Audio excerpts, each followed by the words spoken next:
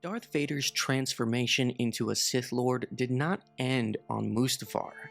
His path forward after the events of Revenge of the Sith was one of suffering and power, a life filled with torment and destruction as he carved out his place in the Empire. For years to come, Vader was a symbol of the Empire's iron grip. His mere presence would bring terror, and his breathing was the last thing that many would hear before their death. But beneath the black mask was a man in pain. The echoes of his past still whispered to him, haunting his every waking moment. For this video, I want to jump into canon lore, looking at the 2017 Darth Vader comic series and the canon book Skywalker: A Family at War, to see what Darth Vader's life was like after Revenge of the Sith in those 19 years in between Episode 3 and Episode 4. Although Anakin had been consumed by Vader, remnants of his old self refused to completely die. The transition from Jedi Knight to Dark Lord of the Sith was not as seamless as Palpatine had hoped. Vader still carried the scars of his past, not just the physical wounds from Mustafar, but emotional echoes of the man that he once was. In forgotten corners of the galaxy, Jedi Holocron still projected the image of Anakin Skywalker as a beacon of hope, a hero training younglings in the ways of the Force. But now, Vader was the one hunting those Jedi that remained. Vader was meant to be a creature of rage, an instrument of terror, yet in the solitude of his new existence, he was tormented by everything that he had lost. Every breath through his mechanical lungs was a reminder of his failure and what Obi-Wan had done to him. He was trapped inside a suit of life support armor that kept him in constant agony. But pain, as the Emperor often reminded him, was the pathway to power through the dark side. Vader had lost his weapon on Mustafar.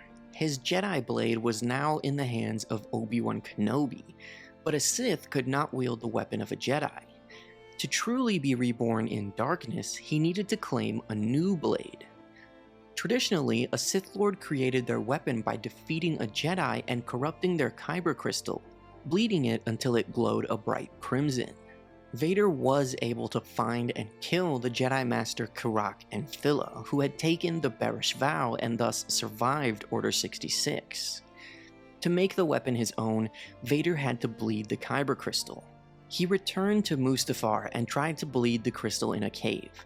In the process, the crystal fought back, showing him a vision, a world where he rejected the dark side, returned to the light, and struck down Sidious with a Jedi's weapon. He even saw himself seeking Obi-Wan's forgiveness. But Vader dismissed these illusions as weakness. The crystal screamed as he crushed it under his will, forcing the dark side into it and torturing it until it bled red. Anakin Skywalker was gone. Only Vader remained. With his new Sith weapon in hand, Vader fully embraced his role as the Emperor's enforcer. He became the spearhead of the Emperor's will, eliminating any remaining Jedi and crushing rebellion before it could take root. He led many of these missions personally, ensuring that those who defied the Emperor felt the full might of the dark side. To aid him in his hunt, Palpatine formed the Inquisitorius, a group of former Jedi turned dark side operatives, trained to track and destroy survivors of Order 66. Vader commanded them with an iron grip. Their training under him was brutal, endless duels where Vader would strike them down without mercy, forcing them to endure pain and suffering to grow stronger. Vader also played a key role in expanding the Empire's grip on the galaxy. He oversaw the construction of many Imperial installations, including battle stations, prisons, and shipyards. His presence alone could quell uprisings before they began, as entire planetary systems would surrender upon hearing he was coming. But those who did not submit faced the full force of the Empire's wrath. Mass executions, planetary bombardments, and the complete eradication of those who opposed the Emperor's rule. Among Imperial officers, Vader was both feared and resented. He did not rise through the ranks like them, he appeared suddenly, favored by the Emperor and wielding power they did not understand. Officers whispered about him, speculated on who or what he really was. Some saw him as an unnatural extension of the Emperor's will, a figure who existed outside the rigid structure of the Imperial hierarchy. Others questioned whether he was a machine, a mere tool of Palpatine rather than a man, but none dared challenge him. Those who did were swiftly executed, often with a mere flick of his gloved hand, crushed by the invisible grip of the Force. Vader's temper was infamous, and his expectations were absolute. Officers who failed were rarely given second chances. He did not engage in the political maneuvering that defined the upper echelons of the Empire. He didn't need to. His word carried the weight of the Emperor himself, and his authority was absolute.